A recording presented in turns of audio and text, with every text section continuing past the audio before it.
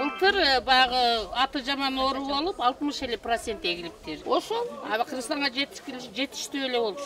Казакстан, Россия келип алып кетет. Мешоктарын 3000, 4000ден алып. А бизге дуңгандар арзан берет.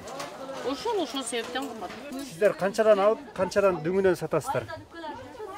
Biz 5 so'm qo'shib sotamiz, 10 so'm qo'yib sotamiz, biroq chiqani ko'p, yol kiresini to'laymiz, mesaga to'laymiz. Сәбиздин кымбатташы башка ушул жер-жемиштерге таасирин тийгиздеби же өзүнүн баасында эле алар? Өзүнүн эле баасында туралар.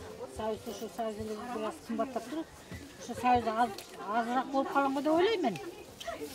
Дыйкан аз болуп калганга дыйканда. Сизди баалары канааттандырабы? Жок, конечно канааттандырбайт. Азыр сезон убагында наоборот арзандаш керек да. Аны суу жок болуп атат, мына элдин баары телевизордон көрүп атат. Суу жок болуп атат. Ошон үчүн эл дыйкандар көтөрүп атат да. Ошо. Баасы 100 сом, 95 оптовый мешогу мененчи. Өтөдөгүлөр бир аз мындай нормалдашпайбы, келип эле канча күнөн бери базардагыларды гонять этесиңер. Бизден эмне күнөө бейбечара байкуштардачы, дыйкандардын эмне күнөө? Значит, жокпу? Жок болгондуктан алар кымбат берип атышат, туурабы? Келип эле канча күнөн бери эми давить этесиңер, андай болбойт да. Монополия дегендер өйдө жактагылар эмне кылып отурат? Ошолор баарын бирге мындай салыштырып, бунун баасы көтөрүлүп атат, бунуку түшүп атат, элдер эмне деп тамак жеп атат деп, алар эмне кылып отурушат? Бук жеп отурушат, давай ошолор иштесин. Келип эле байкуш кыргыздар давить этишет, эми үчүн көтөрүлдү. Биз да билбейбиз эми үчүн көтөрүлгөнүн. Вот мешками 95 сомов, мы продаем 100 сомов. 5 сом эле кошсот атат. Конечно, анан элди ойлош керек да, эл байкуштар итага араң-араң, мына баары кымбат. Май эч убакта литри 200гө чыккан эмес. А бул деген кылымда болбогон. Килограмм морковка 100 сомов. Это просто уят. А Россияда, пожалуйста, 50 рублей оказывается.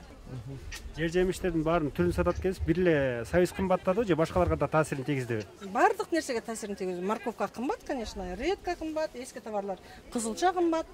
Бизде күнөө эмес да, туурабы? Байкуш элдерде эмне күнөө? Кымбатташ боюнча кандай көз караштасыз жер-жемиштердин? Эми бул дүйнөлүк болуп аткан жумуш бул, тамак.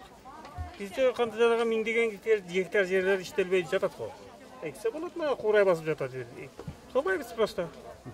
Сизге оорчулук жараткан жокпу? Мисалы 100 сомго чыгыптыр баасы сабиздин. Основной оорчулук жаратат, эмне кыласың? Ал жербез.